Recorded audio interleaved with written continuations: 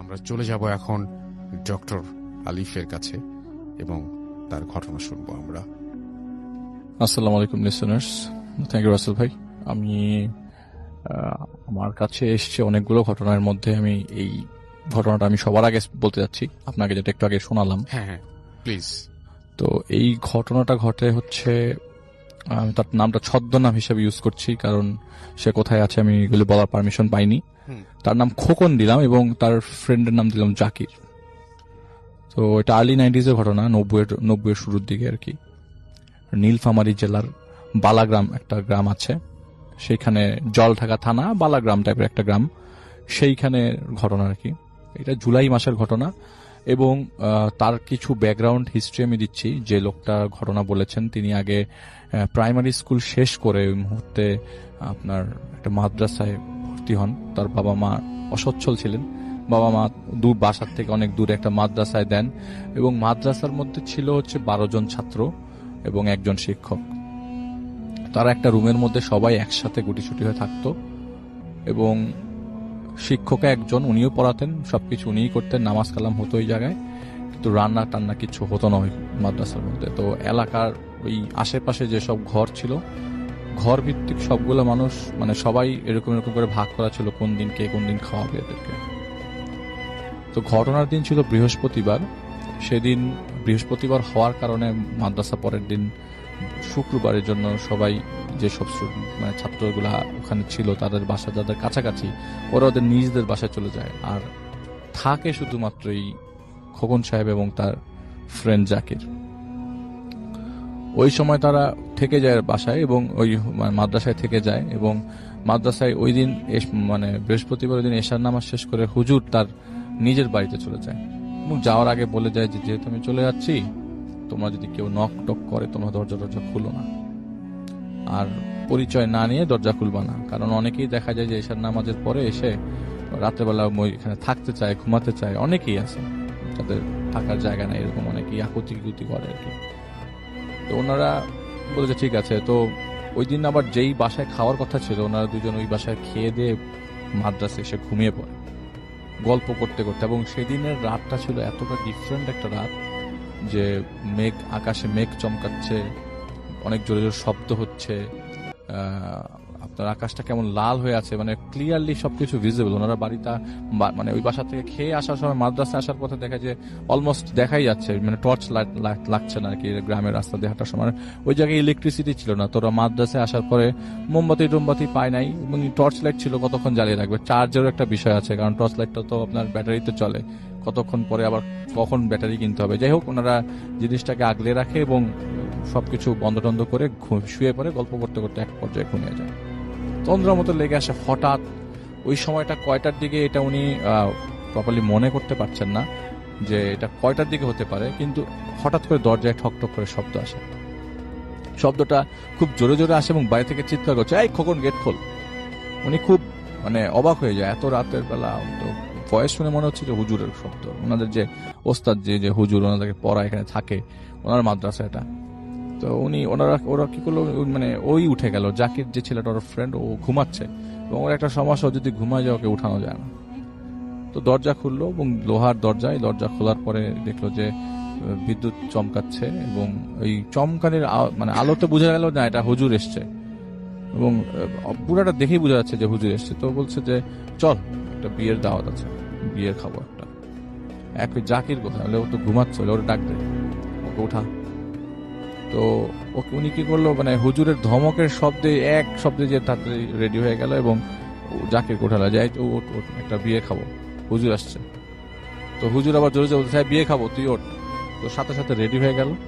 ওই ছেলেটা আবার ঘুমন্ত অবস্থায় আর কি, এমন যে ও একদম খুব উঠে গেছে এরকম কিছু না, ও ঘুমন্ত অবস্থায় ভয়ে দাঁড়িয়ে গেছে আর কি। হুজুরকে তো ভয় পায় সবাই।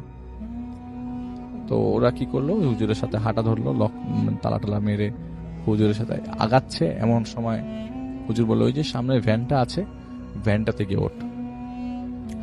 তো ওই মুহূর্তে হুজুর ভ্যানে উঠে গেছে এবং উনি ভ্যানে উঠতে যাবে। তো এই যে জাকির ছেলেটা যে বন্ধুটা সাথে ছিল, ও না ঘুমাচ্ছিল, দাঁড়ায় উঠছিল না। লিসেনার্স, আজকের এই ইমেল এপিসোড যারা শুনছেন তারা শেষ পর্যন্ত শুনবেন। তার মাঝখানে আমি বলবো, আপনার যে ঘটনাগুলো শুনতেছেন এই ঘটনা কিন্তু অনেক অনেক অনেক ভয়ঙ্কর, এবং আমাদের ভৌতিক মানে যে টিম রয়েছে তারা কিন্তু অনেক বাছাই করে আপনাদেরকে প্রতিদিন রাত 10টায় অনেক বাছাই করে ঘটনাগুলো তুলে ধরে। আমি বলবো, যারা এই ধরনের ঘটনাকে ভালোবাসেন বা আজ রাসেল ভাইয়ের ইমেল এপিসোড ভালোবাসেন তারা অবশ্যই আমাদের চ্যানেলটিকে সাবস্ক্রাইব করবেন। আমরা প্রতিদিন রাত 10টায় আপনাদের জন্য নতুন নতুন ঘটনা তুলে ধরে থাকি। তাই আমি বলবো, আপনারা সবাই চ্যানেলটিকে সাবস্ক্রাইব করে ঘটনাগুলো শুনুন। চলুন চলে যাই। তো ওই মুহূর্তে ভাইটা মানে বললো যে এই মানে হেসে দিছে আর কি। তো ওই সময় মানে হাসি পেয়ে গেছে যে দাঁড়ায় দাঁড়ায় ঘুমাচ্ছে। তো আমার হুজুর বিশাল জোরে একটা ঝাড়ি দিছে, এই কি দুষ্টামি করতেছিস কেন? ওই মুহূর্তে উনি বললো যে আলিফ ভাই, আমি যেটা পেলাম আর কি সেটা হচ্ছে ওনার গায়ের থেকে এত বাজে গন্ধ আসছিল এবং মুখ থেকে যখন কথা বললো আরো বিকট, আরো কটকটে পচা গন্ধ আসলো এবং বমি হওয়ার মতো অবস্থা। আমি কি করলাম, জাকির উঠতে গেল, তখন উনি বললো এই জাকিরকে তুই মাদ্রাসায় রেখে আয়, ওর যাওয়ার দরকার নেই, তুই আমার সাথে চল। তো উনি কি করলো, জাকিরকে রেখে আসলো, বলছে যে এটা তো নট, এটা আসলে স্বপ্ন না, আমি হাঁটছি, আমি ধরছি, হুজুরের ঝাড়ি খাচ্ছি, জাকিরকে ঘরে তালা মেরে আসছি, এটা স্বপ্ন না। স্বপ্ন মাঝে মধ্যে আমি ভেঙে ফেলি, মানে উনি বলছে যে স্বপ্ন মাঝে মধ্যে আমি ভেঙে ফেলি। তো যাই হোক, উনি হুজুরের সাথে ভ্যানে ওঠে এবং ভ্যানে ওঠার পরেই হুজুর গায়ের থেকে এরকম বাজে গন্ধ আসছিল। যে হুজুর তো সবসময় আতর মেখে চলা মতো লোক, ওনার গায়ের থেকে এত বাজে গন্ধ কেন আসবে? আর বিয়ে সাথে গেলে তো পচা গন্ধ আসার প্রশ্নই আসে না। কিন্তু এত প্রশ্ন করার এত চান্স নাই, কারণ হুজুর ওনাদেরকে প্রচন্ড মানে হুজুরকে ওরা প্রচন্ড ভয় পায়। উল্টাপাল্টা কিছু জিজ্ঞেস করলে কোথা থেকে কি ধরে বসে তো পেটানি দেয় নাকি, চুপচাপ ছিল। তো একটা পর্যায়ে প্রায় আধা ঘন্টা 45 মিনিট উনি ভ্যানের মধ্যে ছিলেন। রাত কয়টা বাজে এইটার কোনো আইডিয়াই ওনার নাই। ওই মুহূর্তে সাথে টর্চ লাইট ছিল। তো একটা পর্যায়ে ওনাদের ওই এলাকায় একটা নাম করা শ্মশান ঘাট ছিল। ওই শ্মশানের পাশে তারা এসে ভ্যানটা থামায়। ভ্যানটা থামানোর পরে হুজুর বলে, এবং উনি শ্মশানের কথা বলে যে এই শ্মশানটা এত পুরানো, জেনে লক্ষাধিক মানুষের শেষকৃত্য সম্পন্ন হয়েছে, এত পুরাতন কবর, মানে এত পুরাতন শ্মশান ঘাট আর কি। তো হুজুরও হঠাৎ করে বললো যে তুই এখানে দাঁড়া, একটা লাশ নিয়ে আসবো, ওই লাশটা নিয়ে আসার পর দোয়া কালাম পড়তে হবে, 500 টাকা পাবে। তো তখন 500 টাকা 50 লাখ টাকার সমান ওর কাছে। অসচ্ছল ফ্যামিলি, 500 টাকা পাওয়া মানে 2 মাস চলা। যত কিছুই হোক 500 টাকা লাগবে, যেভাবেই হোক। হুজুর যেটা বলে সেটাই, দাঁড়ায় থাকবে ওই জায়গায়। এরকম ডাট, মানে বাচ্চা কাচ্চা তখন 13-14 বছরের একটা ছেলে। হুজুর ওই মুহূর্তে ভ্যানটা নিয়ে চলে যায় এবং সে ওই জায়গায় দাঁড়িয়ে থাকে। এক পাশে শ্মশান আর এক পাশে ঘন জঙ্গল, আর বাম পাশে আপনার পিছন সাইডে ধান ক্ষেত এবং আকাশ তো পুরো লাল হয়ে আছে, মেঘ আর কি, আকাশে অনেক মেঘ। এমন সময় হুজুর আসে, অনেকক্ষণ দাঁড়িয়ে থাকে এবং একটা বাচ্চা মানুষ এরকম কখনো বলে যে আমি কখনো গ্রামে এতক্ষণ এক জায়গায় এতক্ষণ দাঁড়িয়েছিলাম না। হুজুর আসে, একটা লাশ নিয়ে আসে ভ্যানে করে।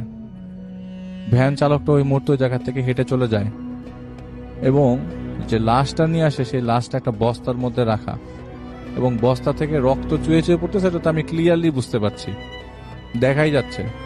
লাশটা যখন এসে মানে নামিয়ে রাখলো, আর হুজুরের অবস্থা খুব খারাপ, ঘেমে একবারে গোসল হয়ে এসছে, এরকম অবস্থা। তো হুজুর বলল যে তুই সূরা ইয়াসিন পড়া শুরু কর। তো উনি বলছেন যে আমি সূরা ইয়াসিন পড়বো, আমি তো কায়দাই পড়তে পারি না, সূরা ইয়াসিন কিভাবে পড়বো? ওখানে তখন মাদ্রাসা মাত্র 2-3 মাস হয়, কায়দায় ঠিক মতো পড়তে পারি না, সূরা ইয়াসিন তো আমি জানি না, পড়তে পারি না। হুজুরকে এই কথা বলার আগে উনি চিন্তা করলো যে ওই দিন আবার সকালবেলা, যেদিন ঘটনা সেদিন সকালবেলা আবার ও কায়দায় একটা ভুল করেছে। তো হুজুর ওই দিন ওদেরকে খুব বেদ দিয়ে পিটিয়েছিল। হুজুর তো জানে আমি কায়দা পড়তে পারি না, তাহলে আমি কোথার থেকে কি পড়বো? আর যেটা তো বলেছে হুজুর যে এটার সব কাজ দাফন গাফন করতে হবে। হুজুর দেখি লাশ খুলে আমাকে, মানে লাশটার হচ্ছে এরকম অবস্থা যে মাথা আছে সবকিছুই, কিন্তু চোখটা হচ্ছে বুকের মধ্যে। লাশটা খোলার পরে দাড়ি টাড়ি আছে, লাশটা অনেক লম্বা। হঠাৎ করে উনি বললো যে এখন যেটা হচ্ছে এটা, আর ওই হুজুরটা ওই সময় বলছে যে সূরা ইয়াসিন পড়, তোর খবর আছে। এমন সময় হুজুরের কাছ থেকে অনেক মানে বাজেভাবে হাসার শব্দ আসতে লাগলো।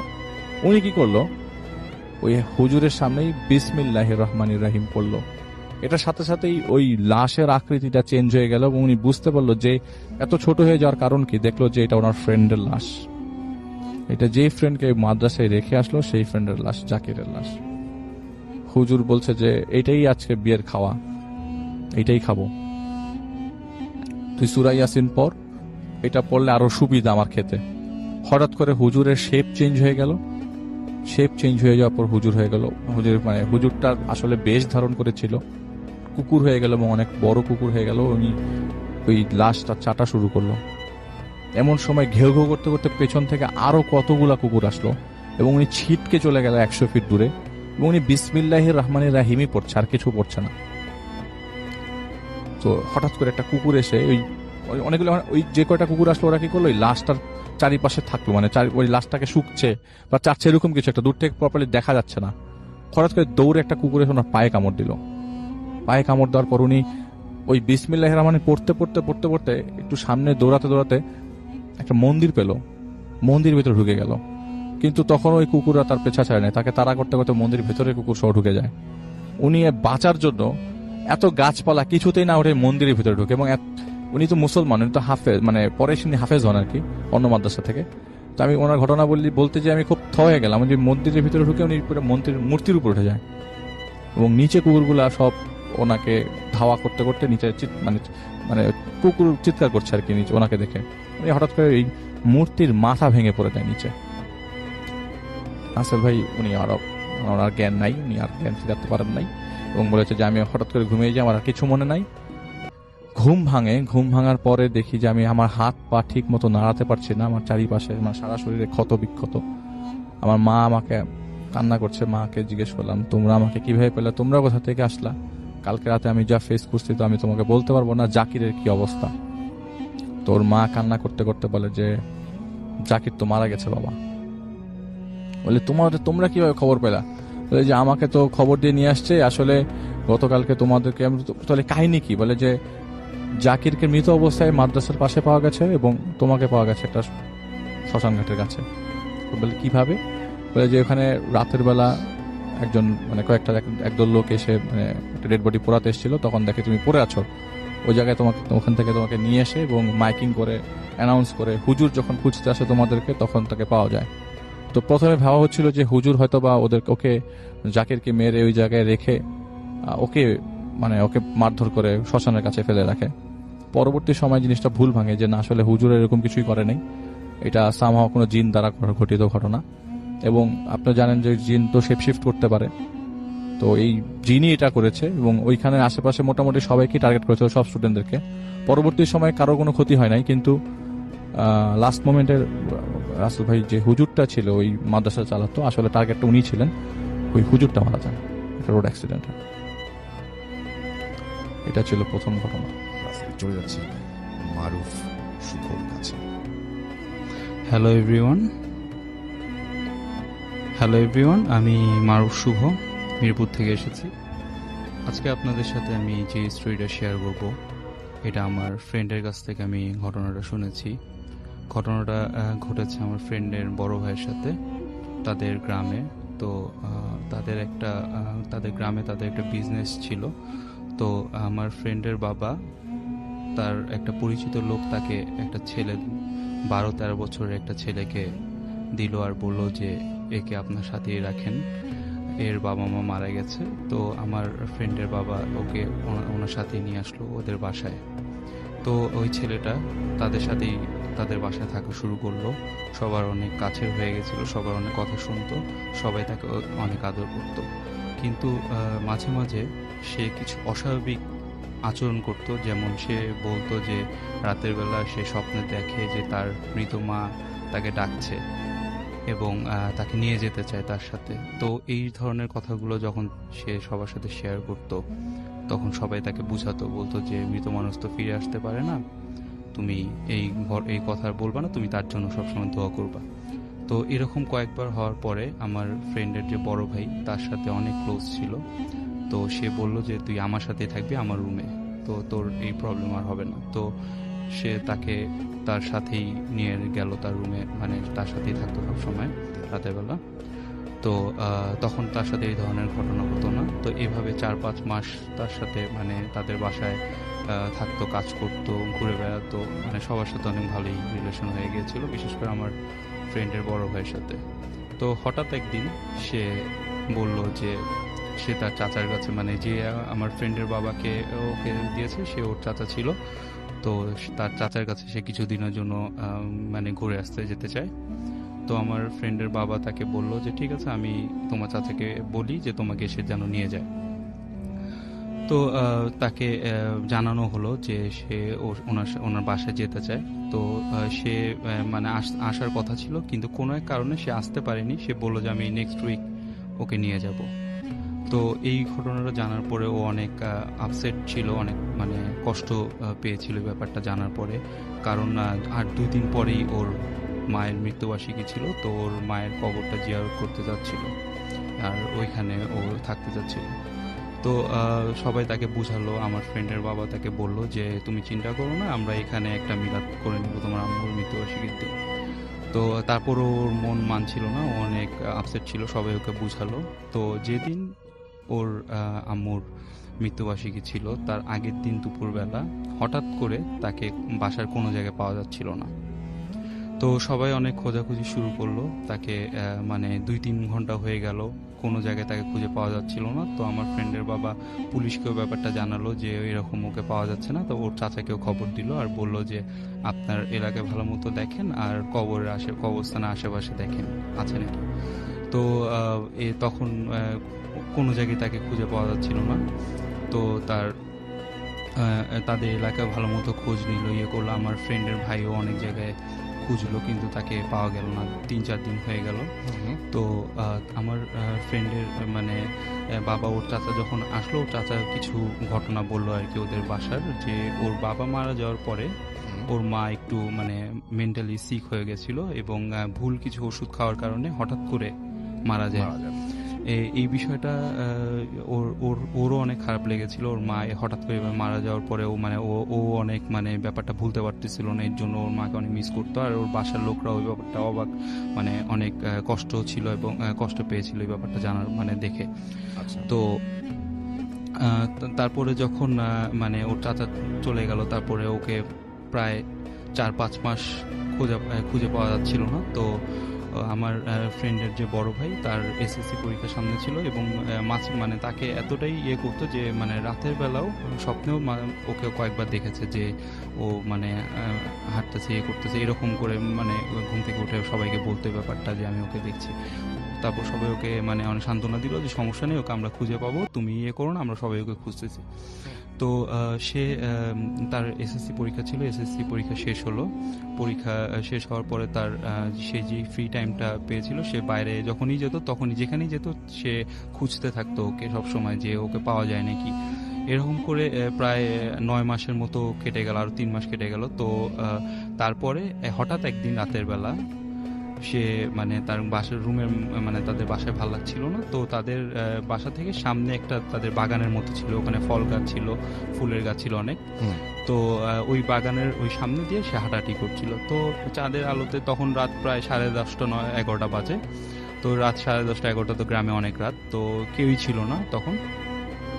তো সে দেখলো চাঁদের আলোতে যে ওই ছেলেটা ওর বাসার যে ছেলেটা, ওই ছেলেটার নাম ফিরোজ ছিল। ওই ছেলেটাই ওই বাগানের মানে একটা মেহেন্দি গাছ আছে, ওই মেহেন্দি গাছের পাশে বসে আছে। ফার্স্টে উনি খেয়াল করতে পারেনি। উনি বলল যে মানে দেখলো যে কেউ একজন ওখানে বসে আছে। পরে তখন সামনে গেল, তখন গিয়ে দেখলো যে ওই ছেলেটা ওখানে বসে আছে। তো ওকে দেখে তো অবাক, যে তোকে আমরা এতদিন ধরে খুঁজতেছি, কোনো জায়গায় পেলাম না, পুলিশ তোকে খুঁজতেছে, পাচ্ছে না, তুই কই ছিলি? সে কোনো উত্তর দেয় না। তাকে অনেকবার মানে ঝাড়ি টাড়ি দিয়ে অনেক বললো যে তুই চল বাসায় যাবি। যখন তার হাত ধরলো রাসেল ভাই, মানে পুরো হাত ঠান্ডা। হাত ধরে যখন টান দিয়ে তাকে বাসায় নিয়ে যাবে, সে জাস্ট একটা কথাই বলল, আমি তোমার সাথে বাসায় যেতে পারবো না, আমি তোমাদের থেকে অনেক দূরে চলে গেছি। পরে এটা যখন শুনলো, সে বললো যে কি বলছিস তুই? বলে যে আমি আর বেঁচে নেই। এইটা যখন বললো যে আমি আর বেঁচে নেই, আমার ফ্রেন্ডের ভাই অবাক হলো আর মনে করলো যে ও জিবে ব্যাপারটা দুষ্টামি করতে। বললো যে দেখ, তুই টেনশন করিস না, আমরা বাসায় সবাইকে বলবো যে তুই একটা প্রবলেমের মধ্যে ছিলি, তোকে কেউ কিছু বলবে না, তোর চাচাও তোকে কিছু বলবে না, তুই আমার সাথে চল।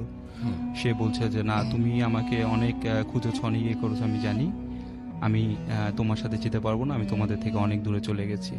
আমি আর এই নিজেই দুনিয়াতে বলছে। জি হুম, আমি আর এই দুনিয়াতে বেঁচে নেই। আমি কিভাবে আমার মৃত্যু হয়েছে আমি তোমাকে এখন বলতে পারবো না। জাস্ট তুমি আমার একটা কাজই করো, তুমি আমার জন্য একটা গায়েবী জানাজা দিয়ে দিও। আচ্ছা। তো এটা বলে ও জাস্ট আস্তে আস্তে ছোট হয়ে গেল আর ভ্যানিশ হয়ে গেল। এই যে দৃশ্যটা দেখার পরে আমার ফ্রেন্ডের ভাই অনেক ভয় পেয়ে যায়, ওইখান থেকে দৌড় দিয়ে বাসায় আসে। বাসার সবাইকে কেউ কেউ ঘুমিয়ে গেছিল, ঘুম থেকে উঠে ব্যাপারটা বলে যে আমি ওকে দেখেছি এবং আমাদের একটা জানাজা দেওয়া উচিত। কিন্তু আচ্ছা। ওর কথা কেউই বিশ্বাস করলো না, বললো যে তুমি ওর ব্যাপারে আর চিন্তা করো না, ওকে আমরা খুঁজে পাবো, একটা জীবিত মানুষ, ও তো বেঁচেও থাকতে পারে, ওকে ওর কেমনে আমরা ওর জানাজা দিব বলো। পরে ও বললো, ও মানে উনি কাউকে বিশ্বাস করাতে পারছিল না যে সে এই জিনিসটা দেখেছে। হুম, তো তাকে সবাই শান্ত করলো যে তুমি এই বিষয় চিন্তা করো না, আমরা কালকে সকালে এই বিষয়ে কথা বলবো, তুমি এখন ঘুমিয়ে পড়ো। আচ্ছা। তো এই বিষয়টা 2-3 দিন পরে সে মানে ঘুমে স্বপ্ন দেখছে যে কিছু মানুষ দাঁড়িয়ে আছে, মনে হচ্ছে যে কারো জানাজা পড়ছে, এই টাইপের কিছু দেখছে। তো তখন যখন এই জিনিসটা যখন সে দেখলো, সে তখন বুঝে গেল যে না, এই জিনিসটা তাকে করতেই হবে, জানাজাটা দিতেই হবে। তো এই ব্যাপারটা সে তার ফ্রেন্ডের সাথে শেয়ার করলো।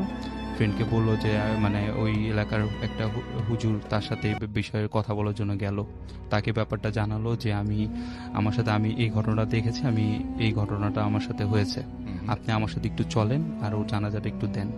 আচ্ছা। পরে হুজুরকে অনেক বলার পরে হুজুর তার কথা বিশ্বাস করলো, বিশ্বাস করে বললো যে হ্যাঁ আমি ওর জানাজাটা দিব। পরে সেই জায়গায়, যে জায়গায় ওকে দেখেছিল রাসেল ভাই, ওই মেহেন্দি গাছের পাশে ওর মানে ও ছিল, ওর সাথে আরো দুই তিনজন ফ্রেন্ড ছিল, তারা ওই ছেলের জানাজাটা দিল। তারপর থেকে ওকে আর কোনো সময় সে স্বপ্নেও দেখেনি, এমনিও দেখেনি। এটাই ছিল আমার ঘটনা রাসেল ভাই। Thank you so much. Thank you so much. আপনার ঘটনার জন্য আপনাকে অনেক ধন্যবাদ এবং আশা করছি যে এই ঘটনাটি আপনাদেরও ভালো লেগেছে। আমি যেটা এখন করব সেটা হচ্ছে আমাদের তো যে ঘটনাটা শেয়ার করবো সেটা হচ্ছে তাসদিক ইসলাম নামে এক ভাই আমার কাছে শেয়ার করেছেন। এটা হচ্ছে ওনার অফিসের সিকিউরিটি গার্ডের ছেলের ঘটনা। আচ্ছা। তো উনি আমাকে আগেই বলেছিল যে আলিফ ভাই, আমি কিন্তু আপনার জন্য খুব ডিফারেন্ট স্টোরি কালেক্ট করার চেষ্টা করছি। তো উনি ওনার সিকিউরিটি গার্ডের ছেলের কাছ থেকে ছেলের ঘটনাটা কালেক্ট করেন, আজকে থেকে 15 বছর আগের ঘটনা। ওকে। তো ওই সিকিউরিটি গার্ডের ছেলেটা আর কি, ওনাদের গ্রামের বাড়ি হচ্ছে সীতাকুণ্ড জেলায় আপনার একটা জায়গা আছে ভাটের খিল গ্রাম, এবং নামার বাজার নামে একটা বাজার আছে, সেখান থেকে তাদের গ্রামের বাড়ি হচ্ছে ভাটের খিল, সীতাকুণ্ড থানাতে পড়েছে আর কি।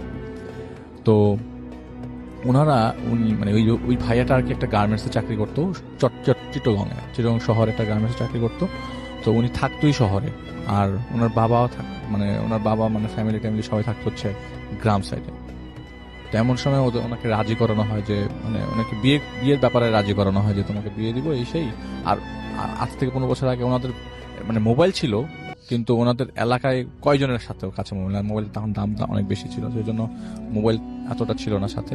তো কন্ট্যাক্ট করে ওনাকে অনেক কনভিন্স করার ট্রাই করা হয় যে একটা মেয়ে দেখানো, তুমি আসো, এবার ছুটি হচ্ছে তোমাকে কয়েকদিনের মধ্যে। ওই কোনো কিছু একটা ছুটি ছিল 5-7 দিনের। তো উনি অনেকদিন যাবত যেহেতু সীতাকুণ্ডে আসা হয় না, সেজন্য তিনি প্ল্যান করে এরকম ভাবে একটা প্ল্যান করে, ঠিক আছে আমি তোমাদের কোথায় মেয়ে দেখবো, এবং যথারীতি উনি চিটগং থেকে সীতাকুণ্ড আসেন আর কি বাস দিয়ে। সেদিন নামতে নামতে রাতে 1টা বেজে যায়। ঘটনা সেদিনের রাতেরই।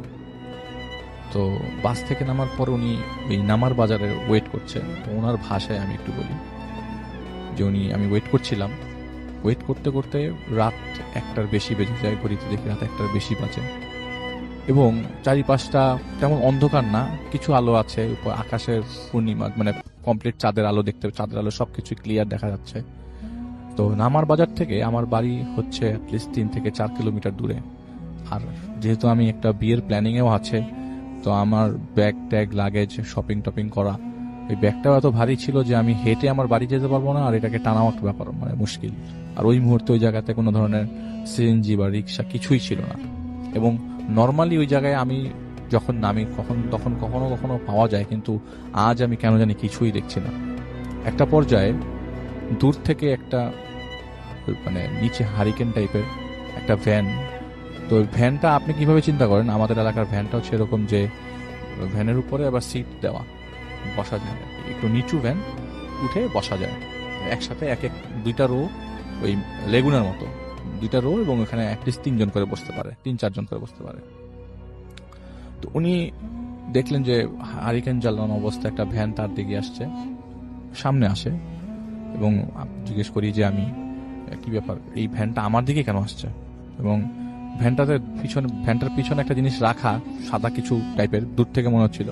কাছে আসার পর জিজ্ঞেস করলাম, মানে কাছে আসার পর আমি ক্লিয়ার হলাম ভ্যানটা একটা কাফনে কাপড় মোড়ানো লাশ নিয়ে আমার সামনে এসছে। তো আমি খুব হতভম্ব হয়ে যাই। আমার এসব জিনিস ভয় লাগে না, আমি এত ভয়ের মানুষ না, আমি এগুলিতে ভয় পাই না। লাশ আসছে তো কি হয়েছে, কিন্তু আমি দাঁড়িয়ে আছি যে আমি কিছু পেলে সাথে যাব, কিন্তু এর সাথে আমি যাব না। কিন্তু ওই মুহূর্তে লোকটা আমাকে জিজ্ঞেস করে, আসলে আমি কিন্তু তার ভাষায় বলছি আর কি, লোকটা আমাকে জিজ্ঞেস করে যে আপনি কি কোথায় যাবেন, চলেন আপনাকে আগাই দিই। তো উনি বলে যে না, আমি আপনার সাথে যাব না। আর আপনার সাথে এটা কি? আপনার সাথে তো দেখি লাশ। বলে যে ভয় পায়েন না, এটা কোনো কিছু না, আপনি ওঠেন না, আপনি কোথায় যাবেন? আমিও তো একা, আপনাকে নামাই দিব, ভাড়া যা আসে তাই দিন। আপনি কই যাবেন বলেন তো? বলে যে আমি ভাটের খিল যাব। বলে যে ভাটের খিল তো আমিও যেতেছি, চলেন আপনাকে আমি নিয়ে যাব। তো উনি অনেক কিছু চিন্তা করলো যে এই ব্যাগ নিয়ে যাওয়া সম্ভব না। তো উনি কি করলো, ভ্যানের মধ্যে উঠে দেখলো যে লাশের পাশে একটা ব্যাগ রাখা, মানে কারো ব্যাগ মনে হচ্ছে যে মানে কেউ একটা ব্যাগ নিয়ে রেখে গেছে লাশের সাথে। তো উনি কি করলেন, সাথে মানে ভ্যানে উঠলো, ভ্যানে ওঠার পরে ওনার লাগেজ উঠানোর পরে বলে চলেন। তো চলতে চলতে একটা পর্যায়ে ওই যা গ্রামটা, ওই ভাটেরখিল গ্রামটা, এখানে মানুষজন তার পরিচিত, এলাকার লোকজন তার পরিচিত, এবং ইভেন কি যে ভ্যানওয়ালাও তার পরিচিত। এই ভ্যানওয়ালাটা তার কাছে সে আগে কখনো দেখেন নাই। তো ওই ভ্যানে উঠে যায় এবং ভ্যান দিয়ে রওনা দিয়ে দেয়। তো তাদের বাড়িতে যেতে দুটা রাস্তা পড়ে, একটা হচ্ছে ভালো রাস্তা, একটা একটু ভাঙা রাস্তা, ওইটা ভুইয়া রাস্তা বলে। তো ভালো রাস্তা দিয়ে যাবে এরকম কিছু বলার আগেই তিনি মানে চলন্ত অবস্থায় ওই আপনার যে চালকটা তাকে জিজ্ঞেস করলো যে কি ব্যাপার, তো এই লাশ কোথার থেকে পাইলা? ওই যে এই লাশটা আমাকে থানার থেকে দিচ্ছে। লাশের সাথে ব্যাগ দেখতেছেন না, এই ব্যাগের মধ্যে লাশের পরিচয়, অ্যাড্রেস ঠিকানা আছে, আমি এটা পৌঁছায় দিব। বলে যে কোথায় পৌঁছায় দিবা? বলে যে আপনাদের এলাকায় যাবে, আপনি টেনশন করেন না, আপনি চলেন, বলে ভয়টাই পায়েন না। বলে ভয় পাওয়ার কোনো বিষয় না, কিন্তু কথা হইতেছে একটা লাশের সাথে যাইতেছি, আমার তো মানে এরকম অভিজ্ঞতা আগে কখনো হয় নাই। তো উনি আসলে ভয় কাটানোর জন্য এবং কোনো কিছু যাতে তাকে অ্যাটাক না করে এই জন্যই সে কনভারসেশন চালিয়ে যাচ্ছিল ওই ভ্যানওয়ালার সাথে। তো কনভারসেশন চালানো অবস্থায় ভ্যানওয়ালা যে কখন ভুইয়ার ওই রোডটা দিয়ে ঢুকে গেছে উনি জানেন না। ওই রোডের এক পাশ হচ্ছে খাল, মানে ক্যানেলের মতো, আরেক পাশ হচ্ছে বাঁশঝাড় টাইপের অনেক গাছগাছালি, এবং ওই পাশ থেকে কাউকে দেখাও যায় না। কি যদি হেঁটেও যায় মানে দিনের আলোতেই ঠিক মতো দেখা যায় না, রাতের বেলা তো আরো অন্ধকার। উনি চলতে চলতে এক পর্যায়ে দেখলো যে ভ্যানওয়ালা তো কোনো কথাবার্তা বলছে না। তো এরকম অবস্থায় ভ্যানওয়ালার সাথে কথা বলা দরকার। আর লাশটা পাশে, আপনি যদি একটা ভ্যানের পাশে আপনার সাথে লাশ থাকে রাত্রে 1টার দিকে, আপনি কি চিন্তা করবেন? ওনার সাহসের অবস্থা বোঝেন, উনি কতটা সাহস নিয়ে ভ্যানে ওঠেন। এক পর্যায়ে উনি দেখেন যে ওনার ভ্যানের সামনে দিয়ে একটা বোরকা পরা মহিলা হেঁটে যায়। তো এ তো রাতের বেলা বোরকা পরা মহিলা ক্লিয়ারলি রাস্তা ক্রস করে গেল। প্রথমে উনি তেমন একটা আমলে নেন না যে রাতের বেলা হয়তো কেউ যেতে পারে।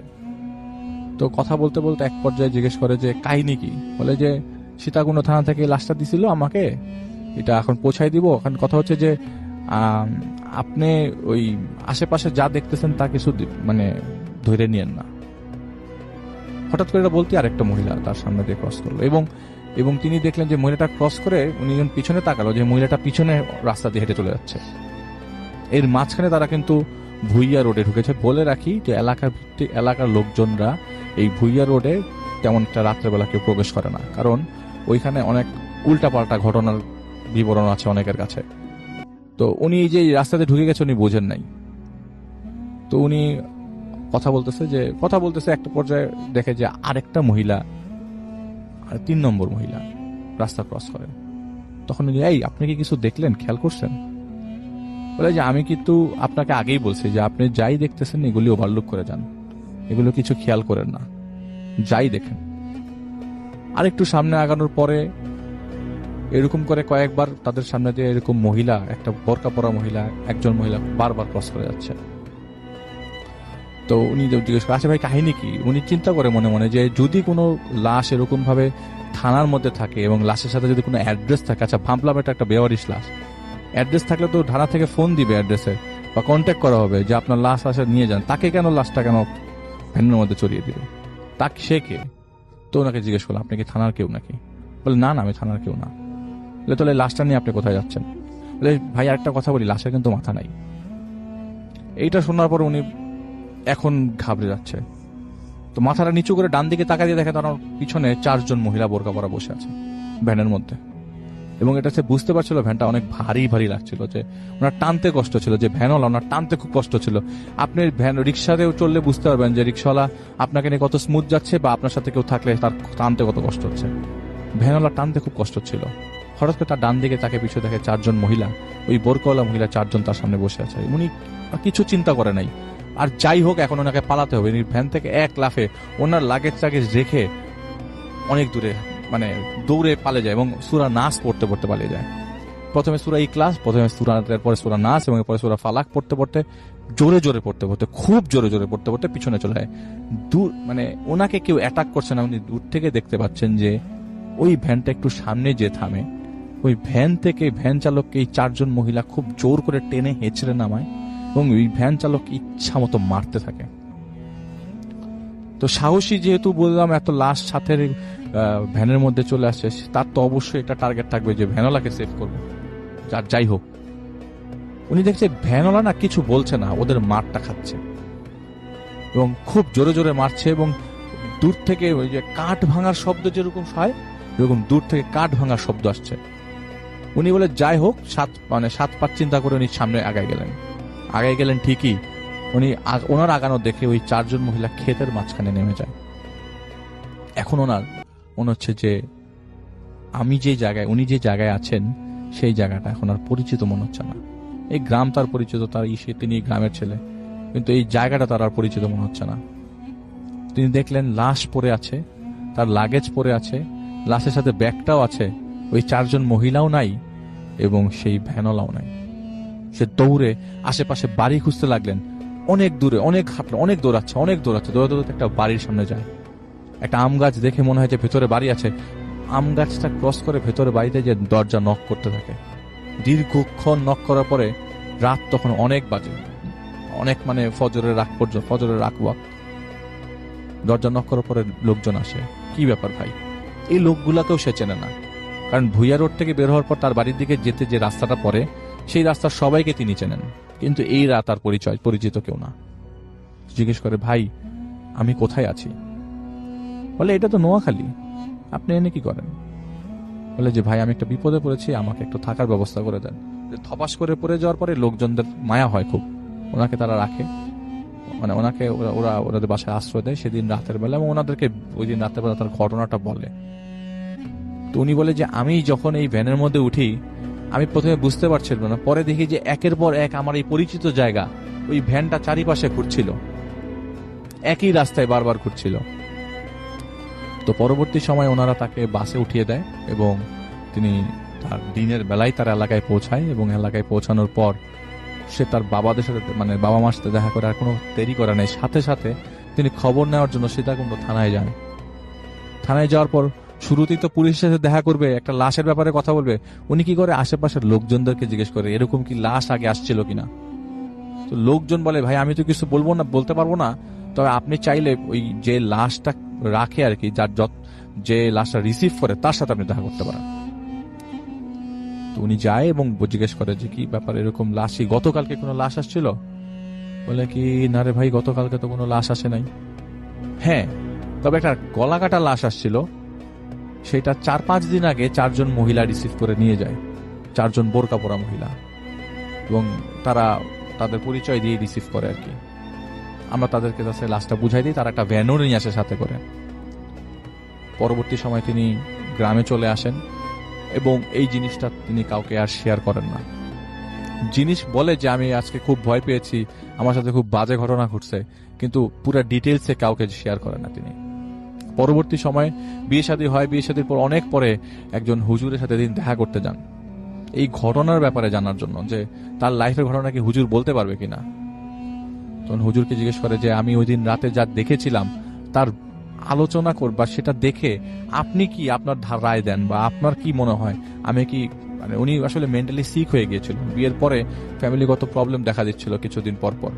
তো উনি এরকম হুজুরকে দেখান যে ওনার লাইফে যে ঘটে গেছিল ঘটনাটা কি ওনার মানে পার্সোনাল জীবনও এফেক্ট পড়ছে কিনা। পরে হুজুর বলে আসলে আপনি চিন্তা করেন না, এসব জিনিসগুলো চলে যাবে, আপনি পানিটা খেয়েন। আর আপনাকে আমি একটু ক্লিয়ার করে বলি, আপনি যে ঘটনার আগে ফেস করেছিলেন সেইটা 4 জন জিন আসলে ওই জিনটা ওই ডেড বডিটা নিয়ে একটা বাজে কাজ করার প্ল্যান করছিল। আর যেই লোকটা ভ্যান চালাচ্ছিল সেটা জিন দ্বারা মানে পজেসড ছিল আর কি, আসর করেছিল জিনরা।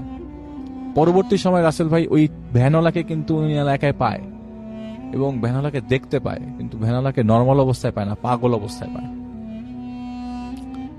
ওনাকে রাস্তায় দেখতে মানে ওনারা এলাকায় কিন্তু ওই ভ্যানওয়ালাকে দেখতে পায়, দেখেছিল কিন্তু পাগল অবস্থায়। এটা ছিল রাসেল ভাই সেকেন্ড ঘটনা ওনার লাইফে ঘটে যায়। আমার কাছে মনে হয় যে প্রথম ঘটনা যেহেতু সেকেন্ড ঘটনাটা বেশি ইন্টারেস্টিং। আমাদের সঙ্গে থাকার জন্য আমাদের আরো একজন অতিথি আছেন, আমরা তার কাছে এখন যাব এবং আপনার নামটা একটু বলবেন, আপনি কোথা থেকে এসেছেন সেটা বলে আপনার ঘটনায় চলে যাব আমরা। চলুন। থ্যাংক ইউ রাসেল ভাই, আমি এরশাদ উত্তরা থেকে। জি রাসেল ভাই, আজকে যে ঘটনাটা বলবো এটা বেশ আগের, লাইক 22 ইয়ার্স বিফোর আচ্ছা the incident took place in Mecca, Saudi Arabia. জি তখন আমি ওখানে কাজ করতাম, Hyatt Regency, it's an American chain hotel, five star chain hotel. জি ওখানে I was holding the position of room division supervisor. আচ্ছা এটা ছিল আপনার হজের 10ই জেল হজ, যে দিনটা আরাফা, দ্য ডে আল আরাফা, ওদিনকার ঘটনা। স্পেশালি মক্কায় মদিনায় হয় কি, ওই যে আপনার হজের সময় ফুল প্যাক থাকে ওরা জন্য। এবং স্পেশালি জেল হজের যে 10ই জেল হজ যে দিনটা, ওই দিনকে সকালবেলা করে সবাই চলে যায় 8-9 ময়দানে এবং হোল নাইট ওখানে থাকে। অনেক মানে ইস ভেরি রেয়ার 2-1 চলে আসে। তো মক্কা হজ ছিল আমাদের 3টা স্লটে 3টা অ্যাপার্টমেন্ট। যেটা প্রথমটা ছিল এক্সিকিউটিভ ফ্লোর, ওটা 200 রুম। তারপর একটা এক্সিকিউটিভ অ্যাপার্টমেন্ট, ওটা 200 রুম। তারপর একটা রেগুলার অ্যাপার্টমেন্ট, ওটা 200 রুম। টোটাল 600 রুমস ছিল। আচ্ছা তো ওই যে 10ই জেল হজ, ওই একটা দিনই আমাদের ছিল it's like 24 hours G cleaning করার জন্য। এমন আমরা একদম জেনারেল ক্লিনিং করতাম, বিকজ হজের সময় গ্রুপ গ্রুপ লোক যাইতো, because the rent was very high. এবং এক এক রুমে মনে করেন যেখানে ইউজ টু, যেমন আমি জেনারেল একটা রেগুলার অ্যাপার্টমেন্টের কথা বলি, ওখানে 4টা বেডরুম আছে, ওখানে আমরা নর্মালি একটা ফ্যামিলি অ্যালাউ করতাম। কিন্তু হজের সময় আমরা 4টা বেডরুমে মিনিমাম 40 জন দিতাম, মানে ইট ওয়াজ টু ব্যাড। তো ওই সময় আমার ডিউটি ছিল নাইট ডিউটি, আর হজের সময় স্পেশালি আমরা 12 ঘন্টা করে ডিউটি করতাম, এত গেস্ট প্রেশার থাকতো। তো আমি ছিলাম নাইট শিফটে, so my duty was like 8 to 8। আচ্ছা 8 PM to 8 AM। যেহেতু 10ই ছিল এবং পুরো হোটেলই খালি, 600 রুমের মধ্যে 600 রুমই খালি। তখন শুধু রাত্রেবেলা ক্লিনিংয়ের কাজ চলতে, ছাড়া কিছু না, ক্লিনিং কাজ করতো। ওদিনকে রাতের বেলা আমি ডিউটি মোটামুটি ডিউটি রিপোর্ট চেক টেক করে, আউটলেটস কিছু চেক করে আমি গিয়ে জাস্ট আমার রুমে বসে একটা ওই বুক শপ থেকে একটা বই নিয়েছিল, রিডার্স ডাইজেস্ট একটা বই ছিল তখন। তো that was only entertainment in Mecca. তো ওইটা নিয়ে পড়ছিলাম এই সময়, like it was quarter to 3 AM। আমাকে সিকিউরিটি থেকে ওয়াকিটকিতে কল দিল যে তারা আমাদের রেগুলার যে অ্যাপার্টমেন্ট 3 নম্বর অ্যাপার্টমেন্ট, ওটার 10th ফ্লোর থেকে কোনো নয়েজ পাচ্ছে। ইট ওয়াজ দ্য ভাইব্রেটিং সেন্সর, যেটা মানে হাইজিনিসের সেফটিটা খুব মানে আর কি। তো আমাকে বলতেছে কোনো গেস্ট আছে না, কেন বলছে না। তো ওই যে ইনচার্জ ছিল সেক্রেটারি, তো ওর নাম ছিল আবি আব্দুল, ও ইথিওপিয়ান। তখন আমি বলছি না, তখন বলছে ওকে লেটস গো, কারণ এই সেফটির কারণে আর অনেক গেস্ট, অনেক ভ্যালুয়েবল পার্টস তখন যে রেখে যাবে। এই জন্য মেইনটেন্যান্সের মাস্টার কি ছিল আমাদের ডিপার্টমেন্টে, লিফটের মাস্টার কি ছিল ইঞ্জিনিয়ারিং, আর পুরো ফ্লোরের যে রুমগুলো ওগুলো হচ্ছে সিকিউরিটিতে। তো এখন মানে 3 জনকে লাগবে, ইঞ্জিনিয়ার একজনকে লাগবে, আমাকে লাগবে, আমার মাস্টারকে ইউজের জন্য, আর সিকিউরিটি তোর দায়িত্ব করবে। তখন আমি আবার ইঞ্জিনিয়ারিংয়ে কল দিলাম।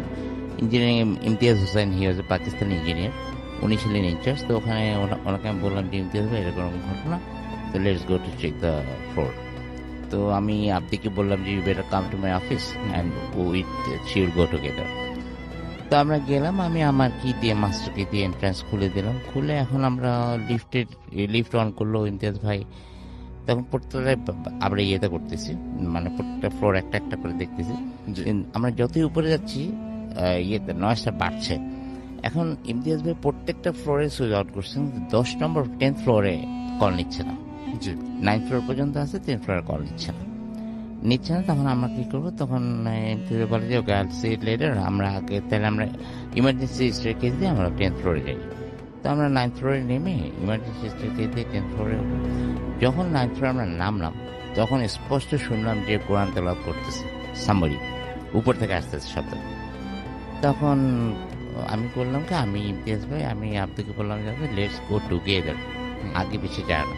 আর আব্দির একটা আবু আব্দি, যেটা ইথিওপিয়ান সিকিউরিটি ইনচার্জ ছিল, he was very tall but very thin এবং সো টকেটিভ, খামাখাই কথা বলতো, এমনি কথা বলতো। তো সে আগে যাবে, আমি ওয়েট, হ্যাঁ। তারপর তখন যখন আমরা মোটামুটি 3 জনে স্টেয়ারকেস 3 জনে একসাথে পার হচ্ছি, 10th ফ্লোরের যে এন্ট্রান্সটা ওটা দেখলাম খোলা, এবং ওই লবিগুলো ছিল অনেক বড়, আর ফ্লোর লবি অনেক বড়, রাইট। একসাথে 120 লোক একসাথে দাঁড়াতে পারো। ওখানে দেখলাম রাসেল ভাই, সব এক চেহারার, সব এহেরাম পড়া, সবাই লম্বা, মোটামুটি সাজ্জাদ, নামাজ পড়তেছে। আচ্ছা নামাজ পড়তে দেখে আমি আর উপরে উঠতে চাইনি, 3টা স্টেয়ার বাকি ছিল। আমি ইমতিয়াজ ভাই হাত ধরে বললাম যে ইমতিয়াজ ভাই let's go or let's run. Okay হ্যাঁ, তো ইমতিয়াজ ভাই ঘুরছে পাকিস্তানি, এটা আব্দু বলতেছে না, আইওয়ান আসি, আমি তো আব্দু বেটার কাম, আইওয়ান আসি, এটা বলে সে লাতি 3টা সেই টপকে উপরে উঠেছে। যখন টপকে উঠে এক পা দিছে ভিতরে, লবির ভিতরে, মানে কি হয়েছে জানি না, সে ওখানে ঘুরে ছিটটা পড়ছে ওয়ালের সাথে, ছিটে পড়ে ওই স্টেজ দিয়ে গড়াইতে গড়াইতে একদম স্টেজ যে আমাদের পাটাতনটা ওখানে গিয়ে, আমি আর ইমতিয়াজ কোনোভাবে ওকে ধরে নিয়ে 9th ফ্লোরের টান নিয়ে লিফটের মধ্যে একদম নিচে গিয়ে, তখন ইমতিয়াজ বলতে দেয়ার জিন, আমি হ্যাঁ স্পেশিয়ালিটি। আব্দুর ব্যথা তো পাইছে, টান চোখটা দেখতেছে না, মানে স্ট্যাপ করছে, থাপ্পড় মারছে, থাপ্পড় মারছে, কিন্তু কে মারছে এটা দেখে নাই, কোথায় মারছে কোনো কিছু দেখে। তখন আমরা ওখান থেকে টান চোখ দিয়ে পুরো ব্লিডিং হইতেছে। আমরা সাথে সাথে হাসপাতালে, মসজিদ নূর আছে মক্কা একটা হাসপাতাল, আমাদের হাইটিসিতে আমরা ওখানে যাইতাম আমরা সবাই। তো নিয়ে গেলাম, তো ওর তারপরে 3 দিন পর ডাক্তার বললো যে না, ওর রেটিনাটা ফাইটে গেছে ভিতরে, এই চোখে কাজ হবে না, লাস্টে সে ব্লাইন্ড হয়ে যায়। তারপরে 3 মাস পরে ওকে দেশে পাঠায় দেয় হাইটিস থেকে। সেই তো mister Rasel. Thank you so much, thank you. আপনার ঘটনার জন্য আপনাকে অনেক ধন্যবাদ এবং আশা করছি যে এই ঘটনাটি আপনাদের ভালো লেগেছে। প্রথমেই আমি যাব হচ্ছে আমাদের নতুন আরেকজন অতিথি এসেছেন, তিনি প্রথমবারের মতো আজকে আমাদের এখানে এসেছেন, তার ঘটনায় যাব। আপনার নামটা প্লিজ একটু বলবেন, কোথা থেকে এসেছেন সেটা বলবেন, তারপর আপনার ঘটনায় যাব। আসসালামু আলাইকুম রাসেল ভাই, আসসালামু আলাইকুম লিসনার্স। আমি এসেছি মিরপুর থেকে, আমি মোহাম্মদ এহসানুল হক। জি, চলে যাই আপনার ঘটনায়। ভাই আপনার জি, একটু কাছে এসে বলতে হবে। জি, আমার ঘটনাটি অ্যাকচুয়ালি 1960 সালের দিকে আমার নানার সাথে ঘটে যাওয়া। জি। এই ঘটনাটি ঘটেছে আমাদের গ্রামের বাড়ি গাইবান্ধাতে। তো আমার নানার যে বড় ভাই ছিলেন, আমার সম্পর্কে বড় নানা হন, তার বিয়ের ঘটনা। তো যথারীতি আগে রাসেল ভাই আপনারা জানেন যে আগে তেমন গাড়ি ঘোড়ার ব্যবস্থা ছিল না, যার কারণে বরযাত্রীরা, মানে আমার নানার বড় নানার শ্বশুরবাড়িটা একটু দূরে হওয়ার কারণে বরযাত্রীরা ট্রেনে গেছিল। তো আস্তে আস্তে বিয়ে সম্পূর্ণ করতে করতে মোটামুটি অনেক রাত হয়ে যায়, যার কারণে পরবর্তীতে আস্তে আস্তে অনেক রাত। তো নতুন বউ নিয়ে তখন তার শ্বশুরবাড়ির লোক আর আসতে দেয়নি। তাই আমার নানা স্বনামধন্য স্কুল টিচার ওই এলাকার, তো সে মানুষের বাসায় থাকতে পছন্দ করতো না। তো সে কি করলো, সে একা, মানে একটু রাগের মতো হয়ে একা একা চলে আসলো। তো শেষ ট্রেন ছিল রাত 12টায়, সেই ট্রেনে করে আমার নানা, মানে আমাদের গাইবান্ধার উদ্দেশ্যে আসলো। তো আসার সময় রাসেল ভাই কোনো প্রবলেম হয়নি, সে ভালোভাবেই স্টেশন নামে। তো স্টেশন থেকে আমাদের নানা বাড়িতে প্রায় 3-4 কিলো রাস্তা হেঁটে যেতে হয়, সে তার মধ্যে রেল লাইন দিয়ে হাঁটতে হয় 2-3 কিলোর মতো, এরপরে কাঁচা রাস্তা দিয়ে হাঁটতে হয়। তো রাসেল ভাই ঘটনাটা হয় যখন স্টেশনে নামে, ট্রেনটা তাকে ক্রস করে, সে রেল লাইন দিয়ে হাঁটা শুরু করে বাড়ির উদ্দেশ্যে। তো কিছু দূরে যাওয়ার পর রাসেল ভাই, আমাদের ওখানে একটা রেল লাইনের পাশে একটা জায়গা আছে, যেটা আর কি মানে হাতের বাম পাশে পরে হচ্ছে শ্মশান ঘাট এবং ডান পাশে পরে হচ্ছে বিল। তো আমার নানা করলো কি, সেই শ্মশান ঘাটটা যখন ক্রস করবে তখন অনেক দূর থেকে খেয়াল করলো যে সেই শ্মশান ঘাটের মধ্যে মানে কোনো একটা জিনিস ছায়ার মতো দেখা যাচ্ছে দূর থেকে, আচ্ছা আলোয়। সে শ্মশান ঘাটে এক পা দিয়ে রেখেছে এবং বিলের মাঝখানে আর এক পা, মাঝখান দিয়ে রেল লাইনটা গেছে। তো রাসেল ভাই, নানা তো দূর থেকে দেখে সে অনেক সাহসী লোক ছিল। যাই হোক, সে তেমন ভয় না পেলেও তার কাছে তার স্মোকিং করার অভ্যাস ছিল, যার কারণে সে মানে অনেক দূর থেকে মানে সিগারেট ধরায়। তো তার কাছে যে 2-3টা সিগারেট ছিল রাসেল ভাই, সেটা মানে ওই জিনিসটার কাছে আস্তে আস্তে শেষ হয়ে যায়। পরবর্তীতে আমার নানা চিন্তা করে যে এবার তো আমাকে ধরবে, আমার আজকে মৃত্যু হবে, না হলে কিছু একটা করবেও। তো আমার নানা খুব ভয় পায় এবং রেল লাইনে বসে বসে, এখন আমাদের গ্রামের কথা, একটা গ্রামের মানুষের মধ্যে একটা কথা প্রচলিত আছে যে শয়তানের উপরে শয়তানি করলেও নাকি শয়তান সেটা ধরে না। তো নানা সেটা করলো, তার পরনে প্যান্ট ছিল, সেই প্যান্টটা খুলে মাথায় বাঁধলো। মাথায় বাঁধার পরে ভুট্টা মানে যেটাই ছিল আর কি, যে জিনিসটা, সেটা আর কি মানে চলে গেল ওইখান থেকে। সো রাসেল ভাই, সেখান থেকে নানা মানে প্রচন্ড পরিমাণে ভয় পায় এবং সে মানে প্রায় অজ্ঞানের মতো অবস্থা, কিন্তু তার ভিতরে একটা চেষ্টা ছিল তাকে বাড়িতে যেতে হবে, যার কারণে সেখান থেকে সে দৌড় শুরু করে এবং দৌড় দিয়ে সে বাড়িতে এসে অজ্ঞান হয়ে যায়। তো সেই দিন রাতে আমার নানার বাবা যিনি ছিলেন, সে মানে মোটামুটি ওঝা টাইপের একজন কবিরাজ ছিলেন, যে আর কি মানে ঝাড়ফুঁক করাইতে পারতো। তো যার কারণে মানে সে বাড়িতে এসে তার বাবা তাকে ঝাড়ফুঁক দিয়ে আর কি সেদিনের মতো সুস্থ করে তোলে। কিন্তু রাসেল ভাই, সেদিন রাতে যাওয়ার পরে পরবর্তী দিন যে রাতটা হয়, সেটা হচ্ছে আমার নানা বিছানায় শুয়েছিল আর আমার নানার মা এবং বাবা তারা নিচে শুয়েছিল। তো গ্রামে যেটা হয় রাসেল ভাই, যে মানে ইয়াং বয়সের ছেলেপেলেরা তারা লুঙ্গি পরে এবং খালি গায়ে ঘুমায় গরমের দিনে। তো হারিকেন জ্বলছিল, এমন সময় রাসেল ভাই আমার নানা খেয়াল করলো দরজা দিয়ে, মানে দরজা খোলা ছাড়াই দরজার ভিতর দিয়ে মানে কিছু একটা প্রবেশ করলো। মানে সেটা দেখতে একটা গরিলার মতো, সারা গা লোমশও ছিল সারা শরীরে। তো আমার নানা দেখে মানে তন্দ্রার মতো ছিল, তো মানে সে এটা হ্যালোসিনেশন বা যাই বলে মানে কাটানোর চেষ্টা করলো। কিন্তু সেই জিনিসটা একটু পরেই তার ঘাড়ের নিচ দিয়ে এক হাত এবং পায়ের নিচ দিয়ে এক হাত দিয়ে তাকে বিছানা থেকে তুলে ফেললো। তো তুলে ফেলার পরে নানা তখন মানে চিৎকার করার চেষ্টা করছে, নড়াচড়া করার চেষ্টা করছে, কিন্তু কিছু পারছে না, কোনো একটা কিছু তাকে আটকে রেখেছে, যার কারণে সে মানে ওই কাজ মানে চিল্লাচিল্লি করতে পারছে না। পরে সেই জিনিস যখন তাকে অনেকটা দূরে মানে দরজার কাছে নিয়ে গেছে, তখন আর কি আমার নানা একটা জোরে চিৎকার দেয় এবং তার মা বাবার গায়ের উপর পড়ে যায় আর কি সেই দিন। তো সেই জিনিসটা তাকে ফেলে রেখে চলে যায় এবং এই জিনিসটা লোমশ, মানে এই জিনিসটা আমার নানার মা বাবা সবাই দেখেছে যে ওটা হচ্ছে মানে যে লোমগুলো ছিল সেগুলো পরের দিন সকালে আমার নানার গায়ে পাওয়া যায়, একটা কালো বিড়ালের মতো লোম। তো এখান থেকে আর কি ঘটনাটা মানে সবাই বিশ্বাস করে এবং এই ছিল আমার ঘটনা। কি ছিল এটা কি পরে জানা যায়নি না ওইটা? না, ওইটা পরে। আচ্ছা, থ্যাংক ইউ সো মাচ। আমরা চলে যাব আমাদের পরবর্তী অতিথির কাছে। আপনার নামটা প্লিজ একটু বলবেন, আপনি কোথা থেকে এসেছেন সেটা কাইন্ডলি আমাকে একটু বলবেন, তারপরে আপনার ঘটনায় যাবো। জি, আসসালামু আলাইকুম রাসেল ভাই। আসসালামু আলাইকুম লিসনার। আমি মোহাম্মদ রবিউল ইসলাম, এসছি মিরপুর 1 থেকে। তো রাসেল ভাই, আজকে আমি যে ঘটনাটা শেয়ার করব, এটা আমার মায়ের মুখ থেকে শোনা। এটা ঘটেছিল মাদারীপুর জেলার কোনো একটি গ্রামে আর কি। তো সরাসরি আমি ঘটনায় চলে যাচ্ছি। তো রাসেল ভাই, আপনি জানবেন এখনো জানি যে এলাকার ঘটনাটা আমি শেয়ার করব, এখনো সেই এলাকায় আসলে বিদ্যুতের অবস্থা তোরা ভালো না। তো ঘটনা ঘটেছিল আজ থেকে প্রায় 40 থেকে 45 বছর আগে। তো তখনকার অবস্থা তো অনুমানই করা যায়, যেহেতু এখনকার অবস্থা বুঝে তো বোঝা যায় তখন অবস্থা কি ছিল। তো তারা আমার যে বাড়িতে ঘটনা ঘটে, তো আমার নানা বাড়ি থেকে তার কয়েকটা বাড়ি পরে আর কি যে বাসার ঘটনা এটা। তো তারা বাসায় ছিল হাজব্যান্ড অ্যান্ড ওয়াইফ, যাদের বয়স ছিল 60 ঊর্ধ্ব আর কি, 60 থেকে 70 বছর বয়স। তো তাদের ছেলে মেয়েরা তখন ঢাকাতেই থাকতো এবং বাসাতে তারা দুজনেই থাকতো। তো এমনই এক রাতে, আনুমানিক রাত 12টা থেকে 1টার দিকে, তো স্বাভাবিকভাবে তার হাজব্যান্ড মারা যায় আর কি। তো স্বামী মারা যাওয়ার পরে যেহেতু অনেক রাত এবং তখন তো যোগাযোগ ব্যবস্থা এতটা আধুনিক ছিল না যে কাউকে ফোন দিয়ে আনবে বা ডেকে আনবে, আর বাড়ির ডিস্টেন্সটাও ছিল অনেক বেশি আর কি, একটা বাড়ি থেকে একটা বাড়ি প্রায় অনেকটা দূর। তো সে তার হাজব্যান্ডের লাশটাকে মানে মাঝের ঘর থেকে নিয়ে সামনের যে বারান্দার মতো যে অংশটা, সেখানে রেখে সে একটা চাদর দিয়ে ঢেকে ওই পাশে বসে কান্না করতেছিল আর কি, বিলাপ করে কান্না করা যেটা বলে আর কি এক কথায়। তো বিলাপ করে কান্না করতেছিল সে। আর আসলে যদিও তার স্বামী, তারপর ভয় বলতে আসলে এখানে কিছু ছিল না, কিন্তু তার মূলত বিলাপ করে কান্নাকাটি করতেছিল। এক মুহূর্তে যেটা হয় আর কি, সে হঠাৎ করে শুনতে পায় কেউ এসে তার দরজায় ঠক ঠক করে আর কি টোকা দিচ্ছে। তো প্রথমে একবার ডাক দিয়ে বললো যে ভাবি, দরজাটা খোলেন, আপনার কান্নাকাটিতে তো আর বাসায় থাকতে পারলাম না, চলে আসলাম। তো কি হয়েছে? তো সে আসলে কোনো রকম চিন্তা না করেই, যেহেতু তার ভিতরে একটা ভয় ছিল এবং তার হাজবেন্ডও মারা গিয়েছে, সে উঠে গিয়ে দরজাটা খুলে দেয় একটা ডাকের পরে। তো তারা বলে যে তোমার কান্নাকাটিতে তো আর বাসায় থাকতে পারলাম না, চলে আসলাম তাই। তো চলো ঘরে চলো, কি হয়েছে দেখি। তো গিয়ে দেখে যে লাশটা শুয়ে রাখছে সামনের রুমে। তো বলে যে ঠিক আছে।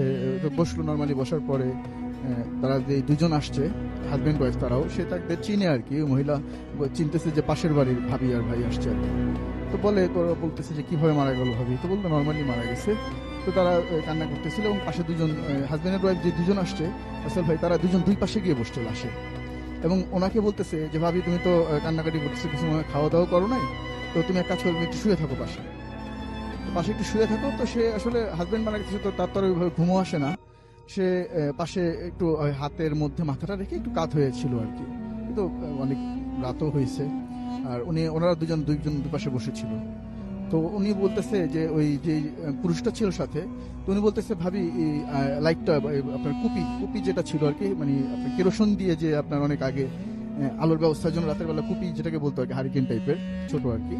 তো ওই কুপিটা বলতেছে ভাবি কুপিটা নিভিয়ে দেই, তো শুধু শুধু এটা জ্বালিয়ে রেখে কেরোসিন পুরো তো আর লাভ নাই, আর আপনি একটু ঘুমানোর চেষ্টা করেন, যেহেতু অনেক ইয়ে গেছে আপনার প্রতি, আপনার ইয়েটাও ভালো না, মনটনও ভালো না।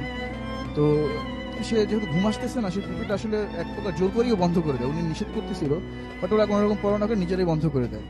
তো দেওয়ার পরে একটা সময় সে মানে কান্না করতেছিল, সে সেরকম খেয়াল করলো যে আস্তে আস্তে মানে সে চাদরের নিচ দিয়ে চাদরটা একটু উঠিয়ে হাত দিয়ে কিছু একটা ছিঁড়েতে মানে দুজন খাচ্ছে দুপাশে বসে আর কি।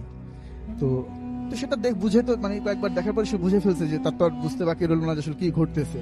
সে খুবই ভয় পেয়ে গেল এবং মানে এখন যে সে বের হবে বা কি করবে, কোনো আলোর ব্যবস্থা তো নাই।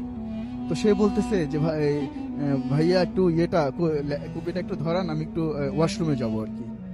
তো বা ওরা কোনো এদিকে মানে সে যে দুইবার তিনবার বলছে, কোনো ভুরুক্ষেপই নেই তাদের মতো তারা তাদের কাজ করে যাচ্ছে আর কি, খেয়ে চলতেছে। তো সে একটা সময় নিজে ভয় হোক আর নিজের জীবন যখন বাঁচানোর দরকার, তখন সে আস্তে আস্তে উঠে দরজাটা খুলে আর কি সোজা একটা দৌড় দেয় আর কি, কোনো বাড়ির দিকে গন্তব্য ধরে আর কি। সে একটা সময় গিয়ে একটা বাড়ির উঠোনে চিৎকার দিয়ে পড়ে যাওয়ার পরে ওই বাড়ি থেকে যারা ছিলেন আর কি, তারা তাকে ধরে রুমের মধ্যে নিয়ে তেল বা পানি টানি দিয়ে মাথায় আস্তে আস্তে একটু ইয়ে করে নেয়। সে যখন একটু সুস্থ হয়, তার জ্ঞান আসার সাথে সাথেই সে মানে ঘটনাটা যখন ওদের বলে, তো সবাই মিলে তখন আর কি তাড়াহুড়ো করে ওই তাদের বাড়িতে যায়, যে বাড়িতে মানে লাশটি ছিলেন আর কি, তার ওয়াইফকে নিয়ে ওই বাড়িতে যায়। তো গিয়ে যেতে যেতে তো আসলে লাশের রাসেল ভাই 90%ই খাওয়া হয়ে গেছে অলমোস্ট, মানে গিয়ে তারা যেটা দেখে আর কি, তো খুব বিভৎস অবস্থা। তো তারপরে তারা নর্মালি সকালবেলা সেটাকে ইয়েটা জানাজা টানা দিয়ে দাফন করা হয় আর কি রাসেল ভাই। তো এই ছিল আমার ঘটনা, এটা আমার আম্মুর কাছ থেকে শুনেছি। তো আমি বলতে পারি যে 100% সত্য ঘটনা আর কি। Thank you so much, thank you, আপনাকে অনেক ধন্যবাদ। আমরা ছোট্ট একটা বিরতিতে যাবো, বিরতির পরে আবারও ফিরে আসবো। সেই পর্যন্ত আমাদের সঙ্গে থাকুন। Stay tuned for radio 4 FM and 4 আসসালামু আলাইকুম রাসেল ভাইয়া, আমি আজকে একটা পেতনির ঘটনা বলতে চাই। অনেকেই বুঝতে পারছেন যে পেতনিরা কত মানে জ্বালাতন করে একটা মানুষের। ঘটনাটা আমার পুকুর গ্রামের বাড়ির। একদিন গভীর রাতে, সময়টা তখন রাত 3টা বাজে এবং চারিদিকে শুনশান নীরবতা, শুধু ঝিঝি পোকার ডাক। আমি পুকুর ঘরে ডিম লাইট জ্বালিয়ে একাই শুয়েছিলাম। হঠাৎ বাইরে থেকে একটা অদ্ভুত শব্দ ভেসে এলো, যেন কেউ উঠানে মানে আগে নাই, শুকনো পাতা মারিয়ে আমার ঘরের দিকে আসছে। শব্দটা খুব ধীর, কিন্তু একটানা মানে চলছে এই শব্দটা। আমার মনে হলো হয়তো কোনো কুকুর বা বেড়াল হবে, কিন্তু কিছুক্ষণ পরেই সেই শব্দটা রাসেল ভাই একদম থেমে গেল এবং তার জায়গায় একটা তীক্ষ্ণ চাপা কান্নার মতো গঙ্গানির শব্দ শোনা যাচ্ছিল। আমি ভয়ে জড়সড় হয়ে কম্বলের নিচে ঢুকে যাই, বলতে গেলে ভয় পেয়েছিলাম আমি। এই শব্দটা এখনো আসছে,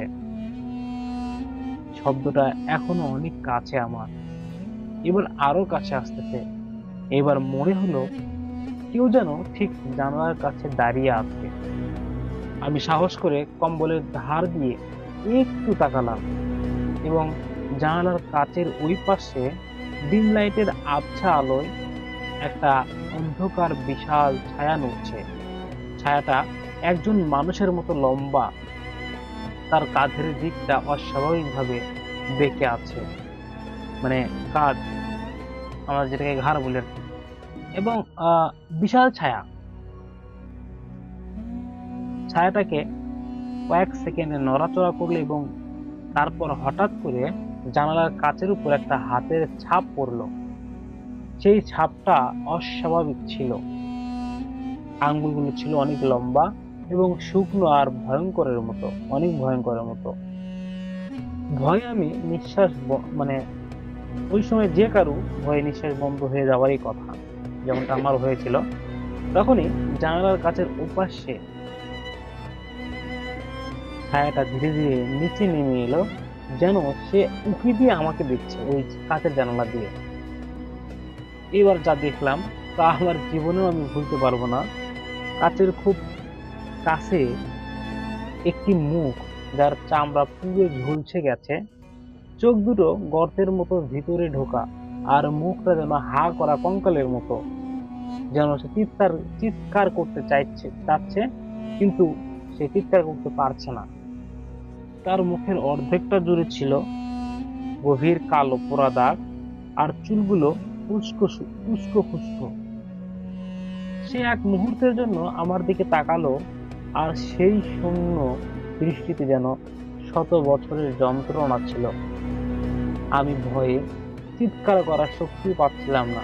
আমার মনে হলো সেই পেতনি হয়তো, মানে ওই পেতনিটা হয়তো কাঁচ ভেঙে আমার ঘরের মধ্যে চলে আসবে। ঠিক সেই সময় দূরে ফজরের আজান শোনা যাচ্ছিল। আমি বলতে পারবো না যে কি শান্তিটা তখন পাইছি আমি। আজানের শব্দ কানে আসা মাত্রই ঝলসানো মুখের ছায়াটি যেন বিদ্যুতের বেগে সরে গেল। উঠোন থেকে আর কোনো শব্দ এলো না, চারিদিকে আবার শান্ত। তবে আমার বুকের ভিতরে ধুকপুকানি থামছিল না। ভোরের আলো ফোটার পর বুকে ঘটনাটা বলি। তিনি বলেন, ওটা ওখানকার পুরনো এক পেতনি, আগুনে পুড়ে মারা গিয়েছিল। তবে ফজরের আজান হলে সে চলে যায়। সেই রাতে আর কোনোদিন আমি একা সেখানে সাহস করে থাকিনি। আর সেই ঝলসানোর মতের ছবিটা এখন আমার মনে গাঁথা আছে। মানে এটা কখনো ভোলার মতো না।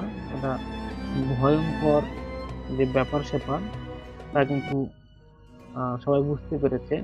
সবার সাথে যদি এরকম কিছু হতো তাহলে কেমন লাগতো এই রাত্রিবেলা যদি আপনারা দেখতেন যে জানালার পাশে কেউ একজন আপনি ভয়ে কম্বল মুড়ি দিয়ে আছেন, মানে বুঝতে তো পারছেন বিষয়টি কেমন।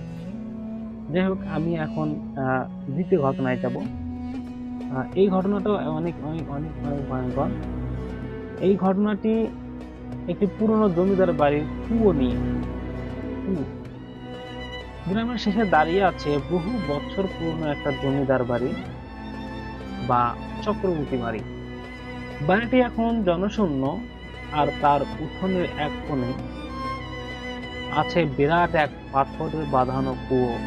কুয়োটা এমন ভাবে গভীর যে দিনের বেলাতেও তার ভিতরে তাকালে শুধু গাঢ় অন্ধকার দেখা যায়। একদিন গ্রামের কয়েকজন লোক, ছেলে সাহস করে সেই বাড়িতে ঢুকলো। তারা বাড়িটা ধ্বংস অবস্থা দেখতে দেখতে কুয়োটার কাছে গেল। সেখানে গিয়ে তারা দেখলো যে কুয়োর পাড়ে একটা ছোট গোল আয়না রাখা আছে, এবং সেই আয়নাটা দেখতে অনেক পুরনো হলেও বর্তমান অবস্থার নতুন আয়নার থেকেও আরো নতুন মনে হয়। চারিদিকে তাদের মধ্যে সব থেকে সাহসী ছেলেটি, যার নাম ছিল রতন, আয়নাটি সে হাতে নিল। আর বন্ধুরা বলল, এই আয়না নিশ্চয়ই কোনো পুরনো বা অনেক পুরনো, দেখতে তো মুখগুলো ভালোই দেখায়। রতন হাসতে হাসতে আয়নাটা ধরলো এবং কুয়োর দিকে ঝুঁকে পড়লো। সে ভাবলো সে আয়নায় তার মুখ দেখবে আর কুয়োর জলে আয়নার প্রতিবিম্ব করবে। কিন্তু সে যখন আয়নার নিজের মুখ দেখলো, তার মুখটা হয়ে ফ্যাকাশে হয়ে গেল, আর আয়নায় দেখলো তার মুখ নেই। আয়নার কাচের ভিতর দিয়ে সে সরাসরি কুয়োর গভীর অন্ধকার দেখতে পাচ্ছে। রতন এবার চিৎকার করে উঠল, আমার মুখ, আমার মুখ কোথায়? বন্ধুরা তার দিকে তাকিয়ে রইল। রতনের মুখটা কেমন আসলে স্বাভাবিকই ছিল, কিন্তু সে পাগলের মতো আয়না দেখে উল্টো পাল্টা করছে। এবার আয়না উল্টোর দিকে অর্থাৎ কুয়োর অন্ধকার থেকে একটা অনন্ত কুৎসিত হাঁসজারু টাইপের মুখ কুয়োর দিকে তাকালো। আয়না সেই আয়নার কাঁধালে তার নিজের মুখ ছিল না, বরং কুয়োর ভিতরে কোনো এক জলে ভেজা সত্তার মুখটা আয়নার প্রতিবিম্ব হয়েছিল। রতন আর তার বন্ধুরা এক মুহূর্ত দাঁড়ালো না। তারা আয়নাটা সেখানেই ফেলে দিয়ে প্রাণপণে ছুটতে শুরু করলো। পরদিন সকালে গ্রামের লোকজন এসে দেখে এই আয়নাটি কুয়োর পার থেকে কুয়োর ভিতরে পড়ে আছে। তারা দড়ি ফেলে অনেক চেষ্টা করেও সেটাকে খুঁজে পেল না। কিন্তু সেই দিনের পর থেকে যখনই গ্রামের মানুষ কুয়োর পাশ দিয়ে যেত, তার মাঝে মাঝে জলের ভিতর থেকে একটা ক্ষীণ ক্ষীণ হালকা ভেজা হাসির শব্দ শুনতে পেত।